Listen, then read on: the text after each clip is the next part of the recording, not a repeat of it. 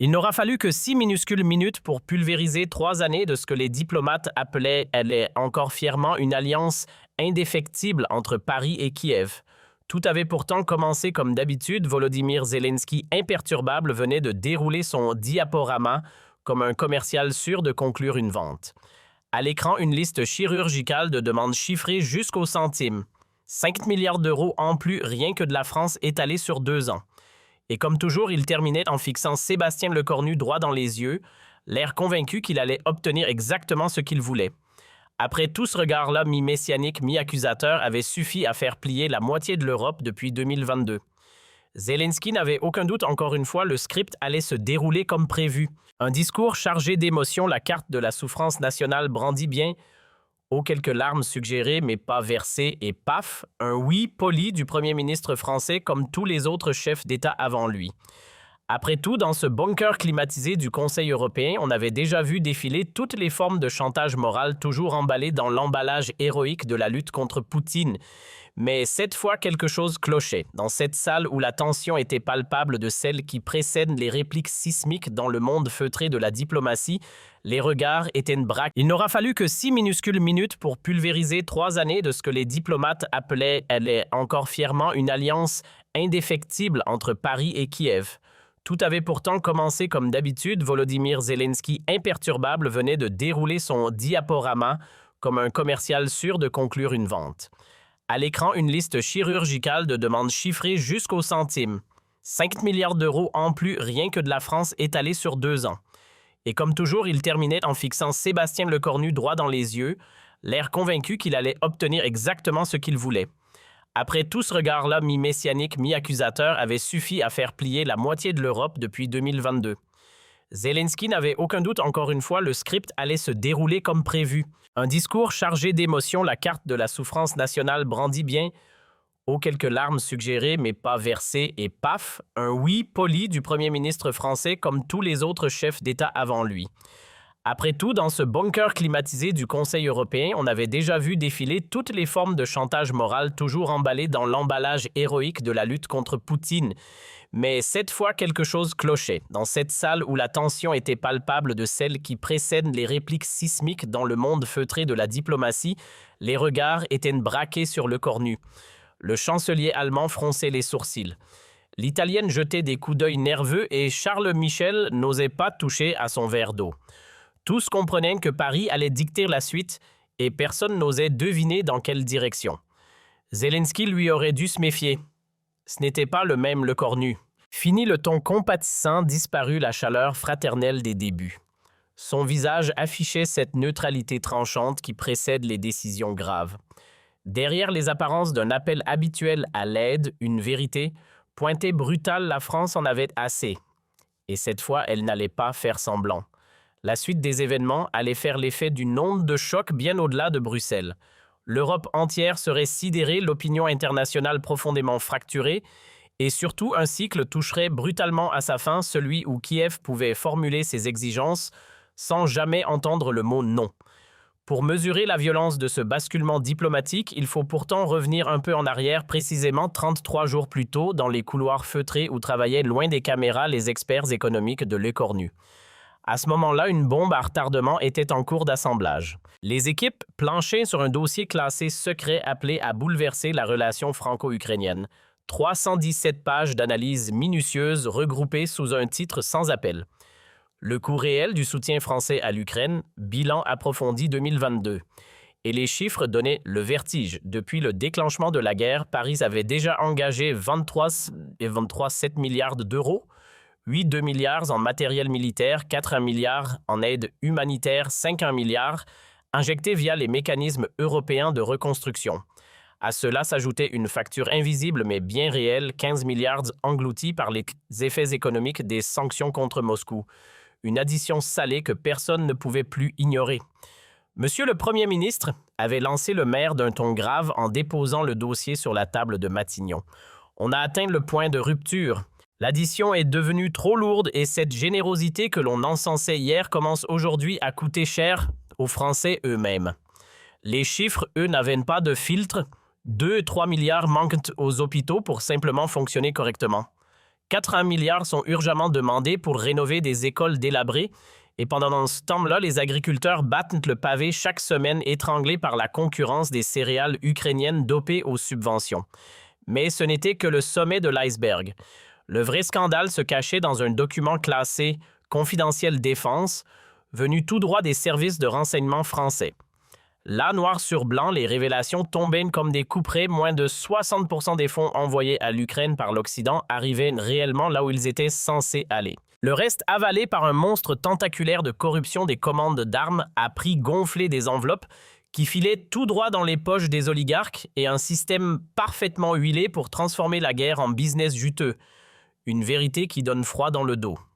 Prenons un exemple parmi les plus édifiants et franchement écœurant sur les 800 millions d'euros que la France avait débloqués pour reconstruire des écoles détruites par les bombes.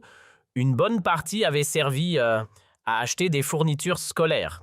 Jusque-là, rien d'anormal, sauf que les prix pratiqués dépassaient ceux du marché de 300% et que les fournisseurs surprises appartenaient tous à des proches du pouvoir ukrainien. Coïncidence vraiment, et ce n'était pas fini. Un autre scandale, 2 milliards d'euros d'aide humanitaire française avaient mystérieusement transité par des ONG fantômes qui servaient essentiellement à redistribuer de grâce plus commissions à des intermédiaires locaux bien connectés. Un circuit parfaitement huilé où l'éthique avait quitté la pièce depuis longtemps. On est face à un détournement massif structuré presque industriel, avait lâché off the record un haut cadre de l'administration française. Et le pire, selon lui, Zelensky était parfaitement au courant. Il aurait volontairement laissé faire parce que ce système nourrissait à la fois son image de chef de guerre et sa popularité politique. Un coup double. Une claque pour Le Cornu qui jusque-là avait été l'un des défenseurs les plus loyaux de la cause ukrainienne et qui désormais ouvrait les yeux. Les câbles diplomatiques en provenance de l'ambassade de France à Kiev, eux, ne faisaient plus dans la nuance. On parlait de corruption systémique d'élite qui s'en mettait plein les poches et d'un détournement quasi cynique de l'aide occidentale à des fins politiques. En parallèle, les Français, eux, découvraient amèrement que pendant qu'ils sacrifiaient leurs hôpitaux, leurs écoles ou leurs agriculteurs, d'autres profitaient de leur générosité comme d'un buffet à volonté. Et puis, il y eut la goutte de trop, celle qui fit exploser le barrage. Un article ravageur signé Le Canard enchaîné vint jeter de l'huile sur un feu déjà bien nourri. Le scoop, Volodymyr Zelensky en pleine guerre alors que son pays mendiait des aides humanitaires, s'était tranquillement constitué un petit empire immobilier d'environ 35 millions d'euros. Londres, Miami, Genève. Des villas de luxe achetées via un labyrinthe de sociétés écrans. Pendant que les réfugiés ukrainiens faisaient la queue pour un bol de soupe, leur président lui signait des actes de propriété dans les paradis du luxe. Classe. Inutile de dire que la nouvelle fit l'effet d'un séisme à Paris. Dans les couloirs du pouvoir, un ministre proche de l'écornu lâcha cette question qui résonna comme un coup de tonnerre. Comment expliquer aux Français qu'on file des milliards à un dirigeant qui s'enrichit pendant que les siens crèvent la dalle? Ambiance électrique. C'est dans ce contexte hautement inflammable que Zelensky décida de convoquer en urgence un sommet à Bruxelles. Prétexte officiel, coordonner l'aide européenne pour la phase décisive du conflit. Objectif réel, dégainer l'ardoise, 200 milliards d'euros demandés à l'Europe, dont 50 destinés à la France. Rien que ça. La méthode, elle n'avait pas changé. Une trilogie bien huilée, d'abord les images choquantes de destruction, ensuite la menace déguisée. Si on tombe, vous tombez ensuite, et enfin la culpabilité, vous allez laisser mourir un peuple héroïque. Une recette vieille de 3 ans qui avait fonctionné comme sur des roulettes jusqu'à aujourd'hui, mais cette fois face à lui, ce n'était plus le même Le Cornu. Ce n'était plus l'allié compatissant d'hier, c'était une armée de dossiers brûlés par la trahison et portés par la rage silencieuse d'un peuple qui commençait à ouvrir les yeux. À 14h tapante, la réunion débutait dans l'antre feutré du Conseil européen. Chacun à sa place. Sur les écrans géants, Zelensky, fidèle à son uniforme de guerre, ce t-shirt kaki qui avait fini par devenir plus iconique qu'un drapeau. Il apparaissait depuis Kiev raide et concentré. En face de lui, pixelisé en rang d'oignon, Le Cornu pour Paris Scholz, pour Berlin Meloni pour Rome et Charles Michel en modérateur européen. Le casting était complet. Zelensky prit la parole avec cette gravité soigneusement étudiée qu'il avait perfectionnée au fil des sommets. Chers partenaires européens, commença-t-il comme un acteur en ouverture de pièce tragique, nous sommes à l'aube du moment le plus critique de notre combat pour la liberté. Puis sans pause, il dégaina le cœur de son discours. Poutine, selon lui, préparait son offensive finale. Il fallait donc que l'Europe se montre à la hauteur de l'histoire. Et là arriva la fameuse diapositive PowerPoint, celle que tous redoutaient, d'un ton mesuré mais ferme. Il exposa l'addition 50 milliards pour les armes, 75 pour rebâtir le pays, 40 pour l'aide humanitaire et 35 pour relancer l'économie. Total 200 milliards d'euros sur 2 ans. Le tout à répartir équitablement entre les États membres. Évidemment, comme la France est la deuxième puissance économique du lot, elle devait en prendre pour 50 milliards à elle seule. Puis il planta son regard dans la caméra avec la froideur d'un général avant l'assaut. Ce n'est pas un don. C'est un investissement pour votre propre sécurité. Si l'Ukraine tombe, la Pologne tombera. Puis viendra l'Allemagne et après elle la France. Le message ne souffrait aucune ambiguïté, c'était un ultimatum emballé dans une leçon de géopolitique. Zelensky utilisait sa technique favorite, jouer sur la peur collective, pour transformer chaque demande d'aide en obligation morale et vitale. Et jusqu'ici, ça avait toujours marché. Mais cette fois, le scénario habituel allait dérailler.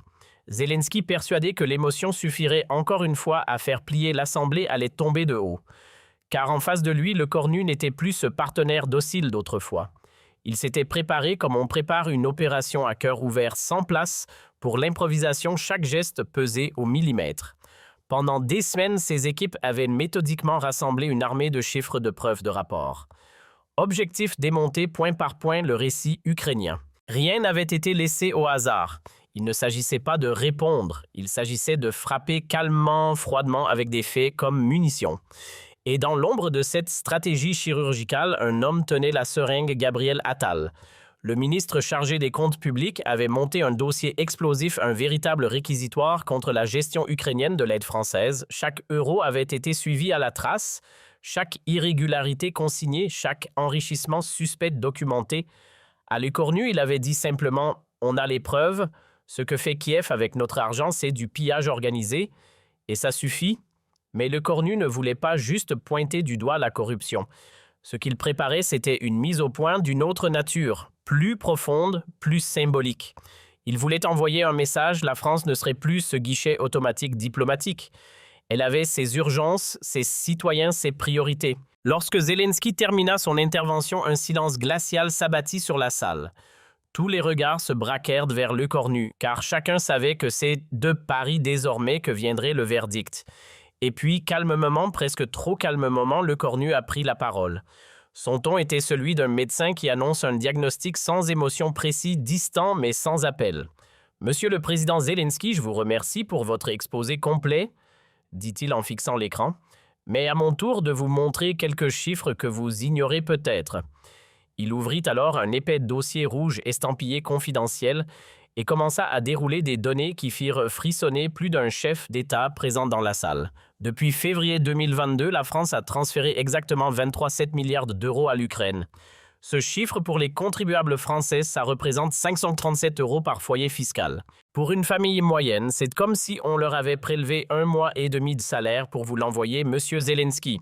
Le président ukrainien tenta d'interrompre, mais le cornu poursuivait imperturbable comme s'il récitait un verdict. « Ces milliards, vous savez ce qu'ils auraient pu faire chez nous?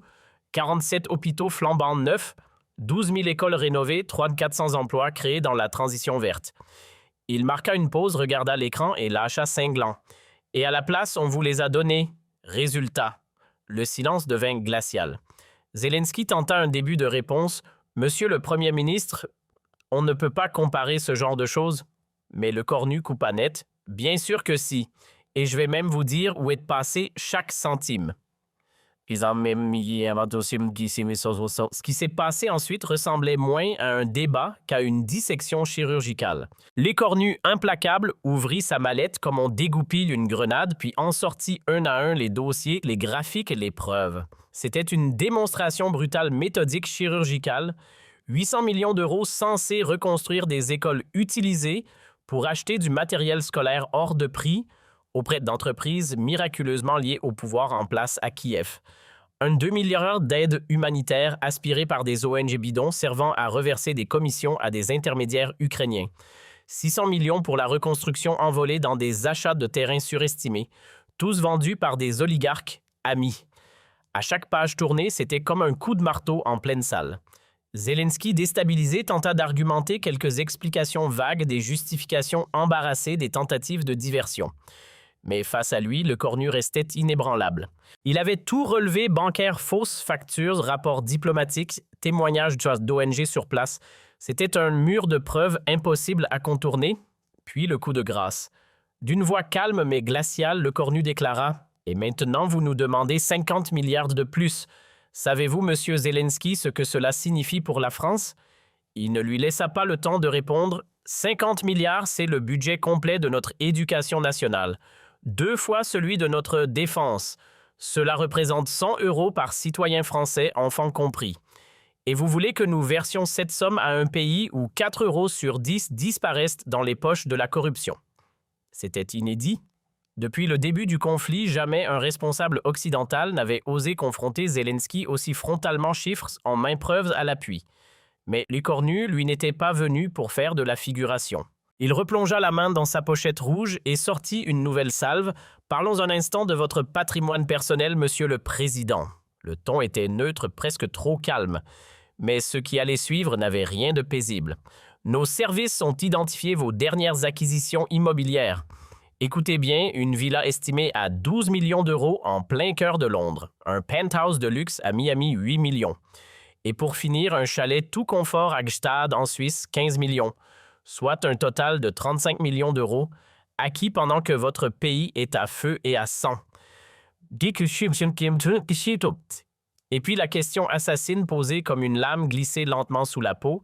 Comment allez-vous expliquer ça aux Ukrainiens qui dorment dans les couloirs du métro de Kiev pour échapper aux bombes? Dans la salle et à travers les écrans, le choc fut instantané.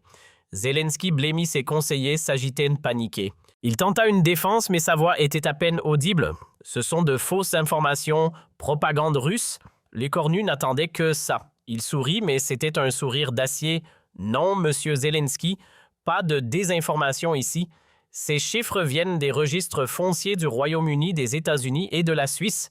Ce sont des documents publics, accessibles à tous. Souhaitez-vous que je vous donne les numéros cadastraux? Et là, plus un mot. Le silence qui s'installa était si lourd qu'on aurait pu l'entendre tomber. Les chefs d'État européens figés échangeaient des regards sidérés. Aucun d'eux n'avait vu venir ça. Aucun ne s'était attendu à ce que l'écornu frappe aussi fort, aussi frontalement, avec des révélations aussi ravageuses. Zelensky, le visage pâle, tenta une manœuvre de dernière chance, reprenant son souffle et son ton dramatique. « Monsieur le Premier ministre, vous ne saisissez pas l'enjeu. L'Ukraine se bat au nom de l'Europe. Nos soldats tombent pour votre liberté, pas seulement la nôtre. » Mais l'écornu le coupa net comme on claque une porte. « Ça suffit. On va arrêter là le mélodrame, si vous le permettez. Vos soldats se battent, certes, mais pour défendre leur pays, pas pour sauver la France, et encore moins pour faire prospérer vos amis oligarques. » Puis il lança la phrase qui allait traverser les frontières et faire la une des journaux dans toutes les langues. « Monsieur Zelensky, la France n'est pas un distributeur automatique de cash. Nos citoyens ne sont pas des vaches à traire pour financer vos villas et celles de vos copains. » Un silence de plomb suivi d'une onde de choc. Zelensky bondit de sa chaise hors de lui. « Vous vous permettez de nous humilier, l'Ukraine se saigne pour l'Europe et vous répondez par l'insulte. Trop tard. » Le point de non-retour avait été franchi. Les autres dirigeants tentaient mollement de calmer le jeu, mais l'explosion avait eu lieu. L'alliance venait de voler en éclats. L'écornu, lui, ne broncha pas. Ni haussement de sourcils, ni montée de ton. Il répondit avec le calme glaçant de quelqu'un qui ne fait que dérouler une vérité froide. « Ce n'est pas une insulte, monsieur Zelensky. C'est un constat. La France vous a déjà versé 27 milliards d'euros. C'est colossal, généreux, historique. Mais cette époque est révolue. À partir d'aujourd'hui, pas un centime de plus. Tant que votre maison ne sera pas nettoyée de fond en comble. » Zelensky, outré, cria presque « Alors vous nous abandonnez, vous livrez l'Ukraine à Poutine ?» Mais l'écornu, toujours implacable, répliqua d'un ton calme, tranchant comme une lame bien affûtée « Je n'abandonne personne. Je protège les intérêts de la France. Ma mission n'est pas de remplir les coffres d'un État rongé par la corruption, mais d'assurer que nos familles puissent encore payer leurs courses, leur chauffage, leur avenir. Puis il enfonça le clou, le coup fatal. D'ailleurs, puisque les finances ukrainiennes sont aussi tendues que vous le dites, pourquoi ne pas vendre vos petites maisons de Londres ou de Miami? 35 millions, ça pourrait sûrement dépanner quelques familles à Kiev. Non. Zelensky perdit le contrôle. Cette dernière pique, c'en était trop. Sans un mot de plus, il coupa la caméra, quittant la visioconférence comme on claque une porte. Les chefs d'État restèrent figés, abasourdis. La scène avait été trop brutale, trop directe, et pourtant, tout le monde comprenait qu'un tournant venait d'avoir lieu. En moins de 10 minutes, les réseaux sociaux s'étaient déjà emparés de l'affaire. Les mots dièse, le cornu et Zelensky devinrent vireux. Les vidéos de l'échange tournaient en boucle, traduites, partagées, détournées. L'opinion mondiale se scinda en deux blocs, ceux qui saluaient la fermeté d'un premier ministre français enfin capable de dire non, et ceux qui criaient à la trahison de l'Ukraine. Mais en France, le verdict fut sans appel. Selon un sondage Éclair publié dans l'heure, 79% des Français soutenaient la position de leur chef de gouvernement. Claire, nette et surtout inattendue. Enfin, un dirigeant qui pense à nous. Les réseaux sociaux français s'enflammaient. Sur ex-Twitter, les hashtags de la Priorité France et Salaire Stop au chèque en blanc faisaient le tour de la toile. À droite, Marine Le Pen célébrait le retour du bon sens national pendant que Jean-Luc Mélenchon à gauche saluait un acte de résistance face à la toute-puissance des élites corrompues. Une chose rare, l'extrême droite et l'extrême gauche unis pour féliciter la même intervention. Mais c'est à Kiev que le séisme fut le plus violent. Depuis le début du conflit, jamais Zelensky n'avait essuyé une gifle diplomatique aussi humiliante, et venant d'un allié clé qui plus est. Et comme si cela ne suffisait pas, son image de héros de guerre fut brutalement ternie par les révélations sur ses biens immobiliers. Fini l'auréole immaculée, pour la première fois son intégrité était publiquement mise en cause. Le choc fut tel qu'il fissura le silence imposé à l'opposition ukrainienne depuis 2022. Petro Porochenko, ex-président, sortit de l'ombre pour réclamer des explications claires sur les propriétés achetées en pleine guerre. Vitali Klitschko, maire de Kiev et figure populaire à la plus loin, il exigea une enquête officielle sur la gestion des fonds internationaux. Le tabou était brisé et l'effet domino ne tarda pas. L'Allemagne fut la première à sortir du rang. Le chancelier annonça un réexamen complet des aides accordées à l'Ukraine. L'Italie, elle demanda plus de transparence, sans quoi ces versements seraient suspendus. Même la Pologne, pourtant pilier du soutien à Kiev, admit une inquiétude croissante face aux récentes révélations.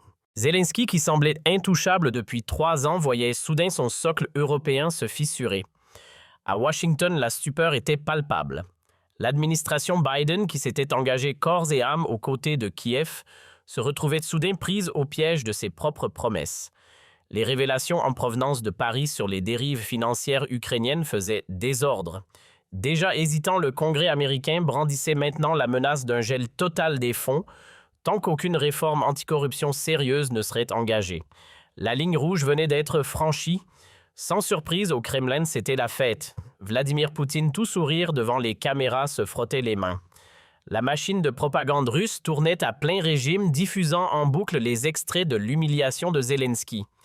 À l'antenne, le président quémandeur était moqué sans relâche, preuve selon Moscou que l'unité occidentale n'était qu'un mirage. Mais c'est chez les citoyens européens que le choc fut le plus profond. Derrière les grandes déclarations de solidarité, ils découvraient enfin l'envers du décor, aide dilapidée, fortune, bâtie sur la guerre, réseau de corruption bien huilé. Le mythe de la guerre propre et héroïque s'effondrait. Pour beaucoup, il ne s'agissait plus de défendre l'Ukraine, mais d'ouvrir les yeux sur une réalité bien moins glorieuse. 6 mois s'étaient écoulés depuis le clash historique.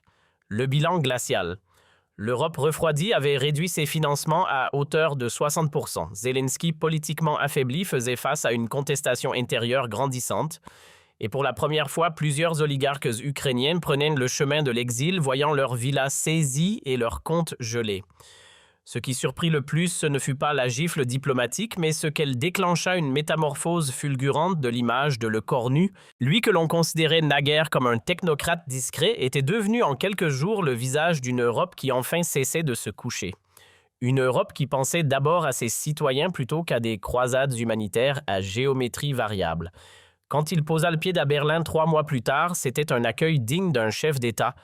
En croisade, la foule agitait des pancartes d'Anke le Cornu, et même le très sobre chancelier Scholz déclara, non sans admiration, que la France avait réveillé l'Europe. Le message était clair, le vent avait tourné.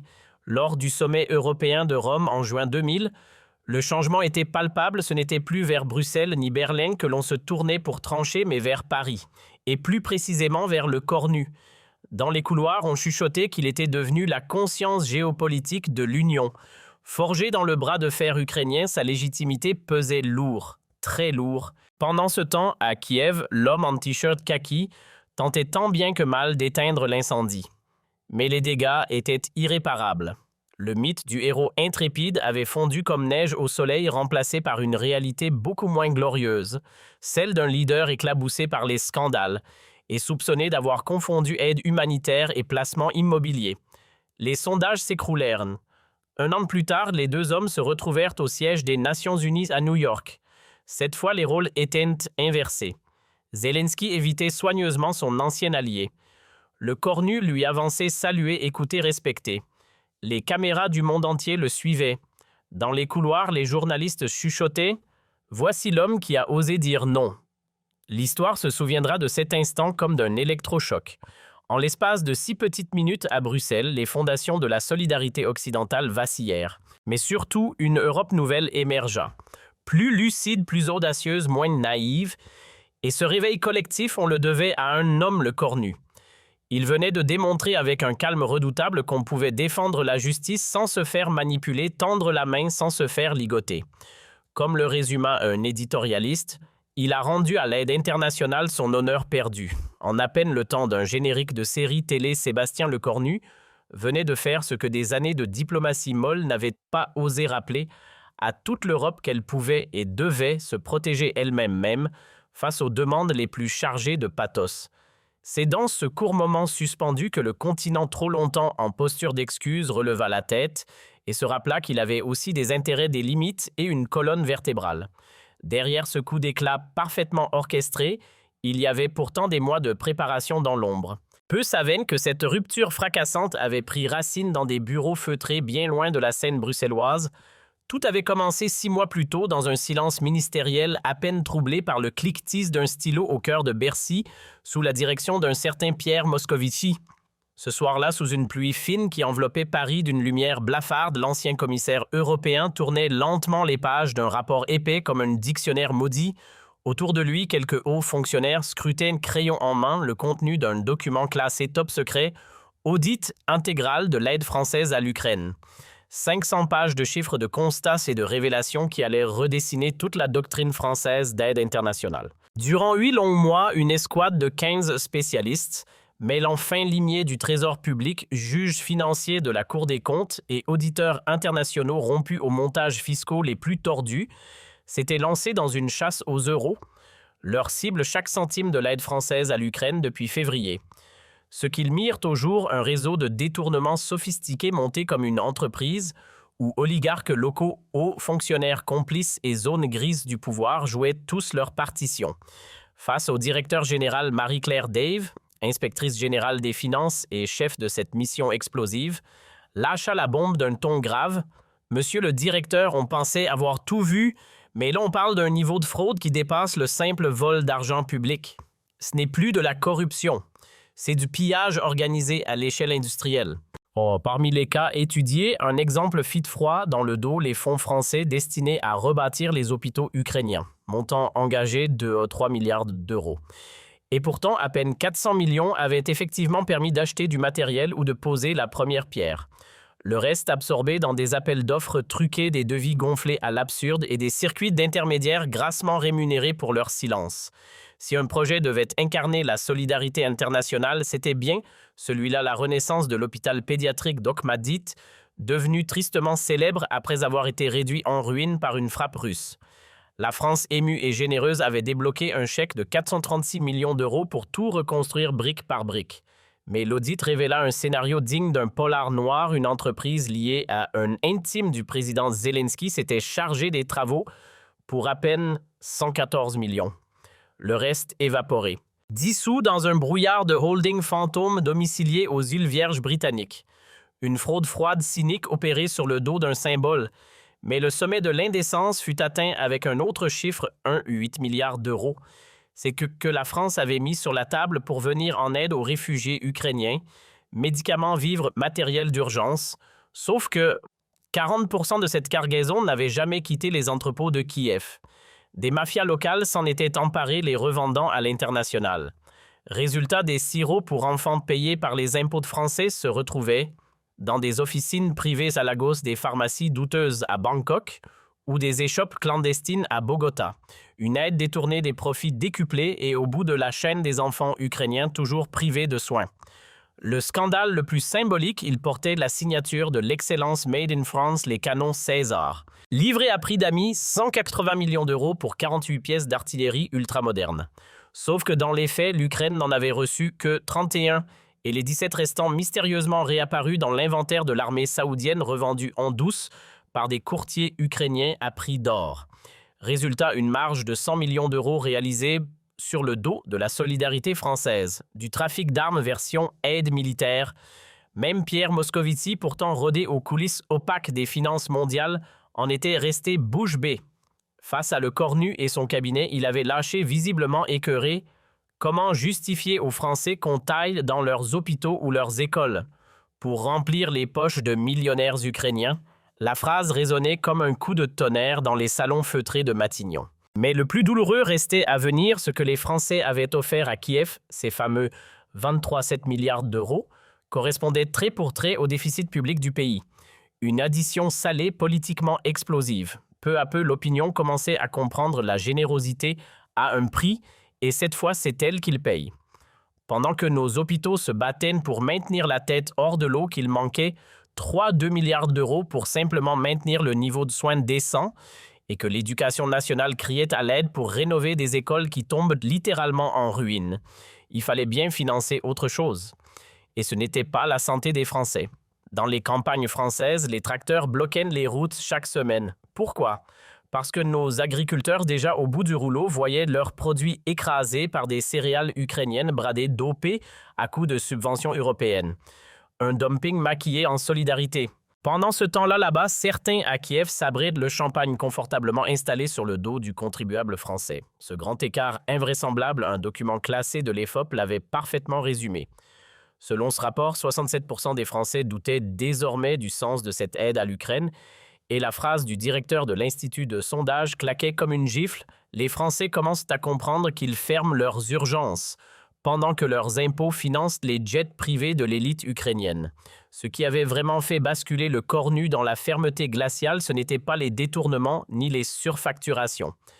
Non, ce fut une enveloppe cachetée, estampillée, confidentielle défense, qui atterrit directement sur son bureau à Matignon.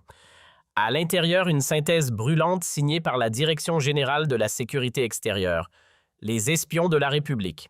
Le contenu, une estimation précise hallucinante du trésor personnel amassé par Zelensky depuis le début de la guerre. Et cerise sur le gâteau, ce n'est autre que Bernard Bajolet, ex-chef des services, qui en personne avait apporté ce rapport à Le Cornu. Le message était limpide, la confiance était rompue. Lors d'un huis clos feutré dans les salons de Matignon, la phrase tomba comme un avertissement « Monsieur le Premier ministre, ce que je m'apprête à vous dévoiler risque de vous bouleverser. Mais vous devez ouvrir les yeux sur l'homme que vous appelez encore allié. » Ce que contenait le dossier ne laissait aucune place au doute. Les services français avaient mis au jour une réalité bien plus sombre que ce que la presse avait osé publier. Le patrimoine immobilier de Zelensky ne s'élevait pas à 35 mais à 47 millions d'euros. Et tout cela soigneusement dissimulé derrière un rideau d'entreprise écran aussi opaque que stratégiquement disséminé. Le détail donnait le vertige, un manoir cossu de 16 millions d'euros dans les Hamptons, acheté à l'automne 2004 via une société panaméenne, un appartement de luxe à Dubaï avec vue plongeante sur le golfe acquis pour 12 millions en décembre 2024 par l'intermédiaire d'une fiduciaire suisse. Et pour compléter le tableau, un vignoble toscan d'une valeur de 8 millions discrètement acheté en février 2025 à travers une société immatriculée à Malte. Une discrétion toute relative lorsque l'État français commence à gratter. Et ce n'était pas tout. L'immobilier n'était qu'une pièce du puzzle. À côté, les flux financiers racontaient une autre histoire tout aussi vertigineuse.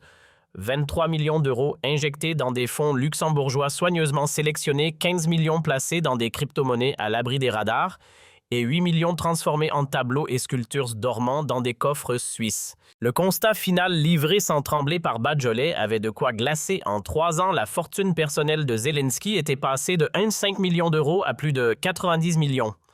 Une multiplication par 60. Une ascension de 6000%. Tout cela pendant que son pays brûlait, combattait et tendait la main au monde entier. Ce jour-là, le cornu sentit un frisson remonter sa colonne vertébrale. Comment continuer à défendre devant l'Assemblée et devant le peuple un homme qui, pendant que son pays saigne, empilait les millions comme d'autres, collectionne les médailles? Et pourtant, ce n'était qu'un avant-goût, car le plus sidérant surgit quelques pages plus loin. Une enquête complémentaire détaillait la fortune démesurée amassée par l'entourage direct du président ukrainien. Yermak, son bras droit à la présidence, venait de franchir le seuil des 34 millions d'euros.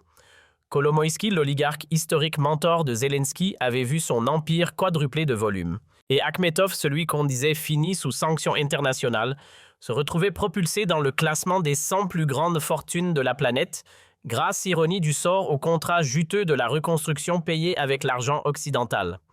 Badjolet n'y alla pas par 4 chemins. D'un ton glacial, il lâcha « Ce n'est pas un gouvernement, c'est une structure mafieuse. Zelensky n'incarne pas la résistance, mais la prédation. Il ne dirige pas une nation en guerre, il orchestre une entreprise de pillage à grande échelle. » Face à ce constat implacable, le cornu comprit que l'heure n'était plus à la naïveté, mais à la rupture. L'opération Bruxelles n'était pas née d'un coup de sang, mais d'un travail de fourmi mené dans l'ombre. À Matignon, une cellule stratégique avait été montée comme une équipe d'intervention chirurgicale rassemblant de la crème de l'expertise française sur les magouilles internationales. Denis Baud, bras droit à la Banque de France, traquait les virements suspects comme un chien de chasse. Eva Joly, la juge au flair légendaire pour les combines financières, disséquait les circuits opaques avec la précision d'un scalpel. Et en renfort, la légende des Swiss Leaks Hervé Falciani remontait les fils invisibles des sociétés écrans ukrainiennes comme s'il démontait une bombe à retardement.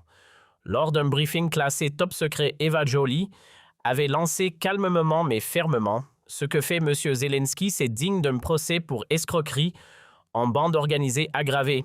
Si ce n'était pas un président en temps de guerre, il serait déjà devant les tribunaux de la moitié des pays d'Europe. » Cette déclaration tranchante comme une lame de rasoir fut le déclic pour le cornu. Il ne s'agissait plus d'une affaire diplomatique, mais d'un devoir moral. Il fallait frapper, fort, et maintenant. Le plan était limpide, coincer Zelensky comme on piégerait un illusionniste pris sur le fait. Il fallait l'étrangler politiquement avec des preuves impossibles à balayer l'asphyxier avec des statistiques incontestables et surtout le forcer à trébucher publiquement sur ses propres mensonges.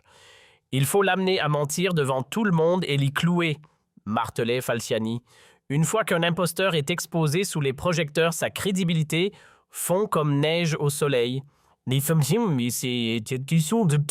Avant le grand jour, le cornu transforma la cellule de crise de Matignon en salle de théâtre politique.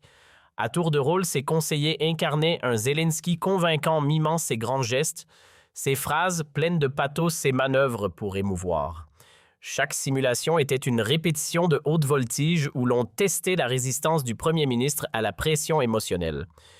Monsieur le Premier ministre, vous trahissez l'Ukraine alors qu'elle vit ses heures les plus sombres, lançait un conseiller, la voix tremblante d'indignation feinte. Vous faites exactement ce que Poutine espérait. Mais le cornu ne sciait pas. Imperturbable, il déroulait ses dossiers comme un métronome preuve comptable graphique extrait de virements. Chaque session de jeu de rôle était l'occasion de polir ses répliques, d'aiguiser ses ripostes, de se préparer à démolir la rhétorique adverse sans jamais hausser le ton. Même le mental avait été préparé comme une arme. Un expert en psychologie de crise avait été mobilisé pour blinder le cornu face aux attaques émotionnelles. Attendez-vous à un festival. Zelensky va sortir la panoplie complète, larmoiement stratégique, culpabilisation hollywoodienne, victimisation calculée, l'avait averti le psy. Votre meilleure défense, ne jamais quitter le terrain brut des faits. Gardez la tête froide quoi qu'il tente.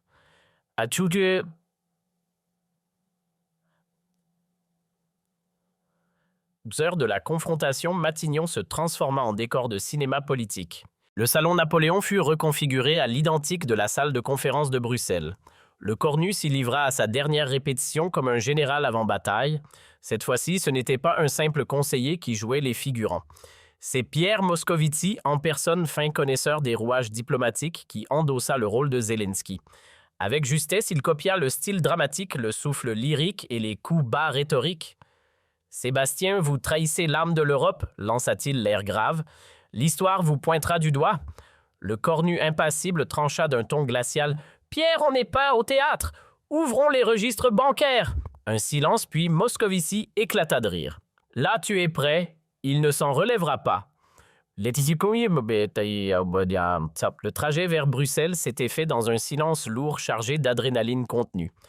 À bord de l'avion officiel, le Cornu compulsait ses fiches comme un élève avant un examen capital. Chaque pourcentage, chaque date devait être gravée dans sa mémoire. Autour de lui, son staff peaufinait les derniers détails comme une équipe de chirurgiens avant une opération à cœur ouvert. « Garde en tête ceci », souffla Moscovici assis face à lui. « Chaque phrase que tu prononceras fera l'effet d'une déflagration. À Bruxelles, Zelensky ne résistera pas à l'impact. » Bien avant l'ouverture officielle, les couloirs du Conseil européen vibraient d'un frisson inhabituel.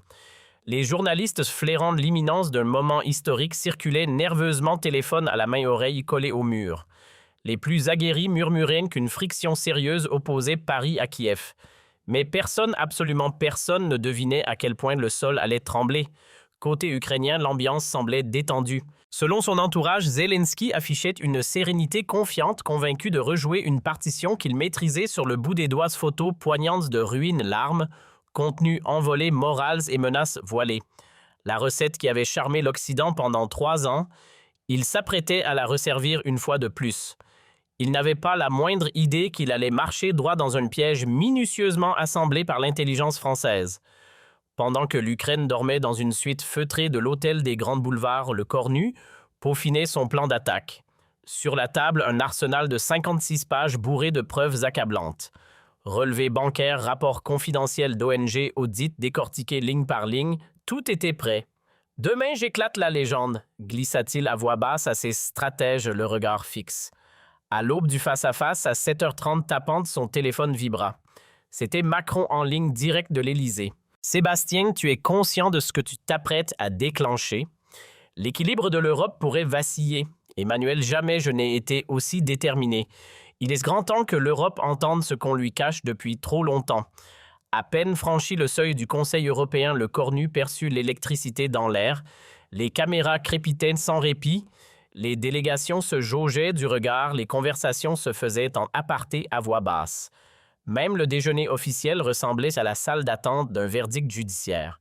Tout le monde sentait qu'une bombe allait éclater. Mais personne n'en mesurait encore le souffle. Lorsque Zelensky est apparu à l'écran en direct depuis Kiev, le Cornu ne l'a pas quitté des yeux. Son regard n'était pas celui d'un diplomate poli, mais celui d'un fauve attendant l'ouverture. Le discours du président ukrainien déroulait mot pour mot les ficelles connues, victimisation tragique, pathos bien huilé et pression déguisée. Il lit exactement ce qu'on avait anticipé, pensa le Cornu. Il entre dans la cage et la porte est déjà fermée. Puis vint le moment clé. Zelensky demanda sans ciller 100 milliards d'euros, dont la moitié directement à Paris. Ce fut comme s'il signait lui-même son arrêt de mort diplomatique. Le Cornu ne laissa rien paraître, mais intérieurement, il jubilait. La scène se déroulait exactement comme répété. Le piège s'était déclenché sans accroc. Ce que le président ukrainien ignorait, c'est qu'à cet instant précis, un triple coup de massue était déjà en marche. À Paris, le canard enchaîné peaufinait les gros titres d'une bombe médiatique, les premières fuites de l'audit français sur la corruption ukrainienne. Pendant ce temps, The Guardian à Londres préparait un exposé détaillé sur l'empire immobilier personnel de Zelensky. Et à Washington, The Washington Post bouclait un article explosif sur le détournement massif de l'aide américaine par les oligarques de Kiev. Le rideau allait tomber partout en même temps. Cette avalanche médiatique n'avait rien de spontané. Dans les coulisses de Matignon, les spin-docteurs du gouvernement avaient savamment distillé des fragments choisis du rapport confidentiel aux rédactions les plus influentes. Le but, provoquer une vague d'indignation mondiale trop vaste pour être étouffée. Au moment où le Cornu lançait sa charge contre Zelensky, les fusibles étaient déjà allumés, prêts à faire exploser l'affaire dans toutes les capitales. Tout avait été minutieusement orchestré pour que l'onde de choc médiatique étouffe toute tentative de riposte de Kiev. Et comme prévu, à peine la confrontation bruxelloise terminée, un déluge d'articles, de scoops et de révélations s'abattit sur l'opinion internationale à une cadence infernale. Le canard enchaîné dégainait en premier avec une bombe 7 milliards d'euros partie en fumée détournée par des réseaux ukrainiens. The Guardian lui sortait l'artillerie visuelle des clichés satellites, prouvant que Zelensky possédait des résidences de luxe à Miami et Dubaï. Puis, The Washington Post frappait fort à son tour, révélant que près de la moitié de l'aide militaire américaine n'avait jamais atteint la ligne de front. Impossible de contenir l'incendie, le scandale était global. En quelques tours d'horloge, l'aura de chevalier sans peur de Zelensky s'était volatilisée. L'homme applaudi comme symbole de la résistance se retrouvait cloué au pilori, assimilé à un oligarque parmi d'autres suçant l'aide étrangère pour bâtir un empire personnel. Les baromètres d'opinion, eux, s'effondraient comme un château de cartes en Europe. L'élan de solidarité vacillait, tandis qu'en France, la défiance envers l'aide à l'Ukraine bondissait de 33 à 60% en une seule semaine. Le mirage venait de se briser. Mais c'est sur son propre sol que la tempête prit des allures de cyclone. Après des années de silence imposé, les voix de l'opposition éclatèrent comme un tonnerre longtemps contenu. Porochenko, l'ancien président, réclama frontalement la tête de Zelensky et des élections en urgence. À Kiev, Klitschko lança un appel à une purge démocratique du sommet de l'État. Même Timochenko, longtemps effacé, surgit à nouveau sur la scène politique pour dénoncer la pieuvre Zelensky qui vide les veines de l'Ukraine. Le feu couvait. Il était désormais hors de contrôle. Et comme si cela ne suffisait pas, c'est au sein même de l'armée que le vernis se craquela. Plusieurs généraux signèrent une lettre ouverte dénonçant un pouvoir qui se remplissait les poches pendant que les soldats en première ligne mouraient de 100 balles. Depuis Londres, le général Zaloujny, que Zelensky avait écarté, brisa le silence. La corruption d'en haut n'est plus un problème moral, c'est une menace directe contre la sécurité nationale. Le ver était dans le fruit et il était visible de tous. Puis l'orage éclata dans les rues. Des marées humaines envahirent les grandes villes d'Ukraine, comme si le pays tout entier criait enfin son ras-le-bol. À Kiev, une foule immense de 200 000 personnes brandissait des pancartes au slogan implacable « Zelensky voleur ». Où est passé notre argent? De Kharkiv à Odessa, en passant par Dnipro, la révolte grondait. Cette vague de colère n'avait pas d'équivalent depuis les premières heures de l'invasion russe. Une tempête politique d'une violence inédite venait de s'abattre sur le pouvoir. Acculé, Zelensky joua ses dernières cartes. Il multiplia les interviews, tenta de reprendre la main, de justifier l'injustifiable. Mais ses explications embrouillées sur ses villas luxueuses faisaient plus rire que convaincre. Et quand il tenta de pointer la France du doigt, l'accusant de servir Moscou, l'argument tomba à plat. Face à l'avalanche de preuves, sa défense sonnait comme un aveu. Le pire pour lui, ce fut le silence poli de ses anciens alliés. Même à Washington, Joe Biden changea de ton. Le président américain, jusque-là indéfectible, parla de préoccupations sérieuses et appela à une enquête complète. Quant à Paris, Macron ne laissa aucune place au doute. Il soutint publiquement le Cornu et affirma que la France ne pouvait continuer à financer un système aussi opaque. La priorité, dit-il, était désormais de protéger l'argent de ses citoyens. C'est un détail qui n'a échappé à personne pour la première fois depuis que les bombes russes pleuvent. Zelensky n'a même pas reçu l'invitation au banquet des puissants. L'absence parlait d'elle-même. Il a perdu toute légitimité, glissa un diplomate américain évidemment anonyme. Aux yeux de ses alliés, il s'est auto-disqualifié. La corruption n'est plus un soupçon, c'est une certitude. Cette exclusion brutale n'était pas seulement symbolique, elle a mis l'Ukraine à genoux. En 6 petits mois, le soutien occidental s'est évaporé comme neige au soleil. Washington a coupé l'armement exigeant des garanties. Bruxelles a bloqué les milliards promis à la reconstruction. Même Varsovie, si prompte autrefois à défendre Kiev, a rangé son drapeau solidaire pour ne pas sombrer avec le navire. Et sur le front, les conséquences sont immédiates. Plus de munitions, plus de carburant et bientôt plus de pansements. Des officiers supérieurs n'ont pas mâché leurs mots, c'est le président lui-même qui, en détournant les aides, a affaibli la ligne de défense nationale. Pour s'enrichir, il a vidé les arsenaux. Pendant ce temps, en France, un autre nom brillait sous les projecteurs, le Cornu. Plébiscité, acclamé, il tutoyait des sommets de popularité jamais atteints, 80% d'opinion favorable selon Ipsos. À Bruxelles comme à Berlin, il devenait celui qui avait osé briser le tabou ukrainien. Le seul à avoir dit tout haut ce que beaucoup pensaient tout bas. L'aura de Le Cornu fraîchement taillé dans la tempête ne tarda pas à rayonner au-delà des frontières. Lors de sa tournée estivale à travers l'Europe en juillet, les titres de presse italiennes ne mâchaient pas leurs mots, le Cornu la voix qui protège nos intérêts.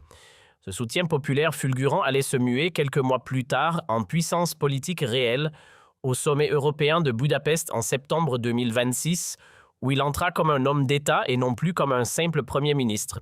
Quand l'heure fut venue de redéfinir la posture de l'Europe vis-à-vis d'une Ukraine post-Zelensky, c'est naturellement vers lui que tous les regards se tournèrent. Plus besoin de chercher à Bruxelles, Berlin ou Madrid, la boussole c'était Le Cornu.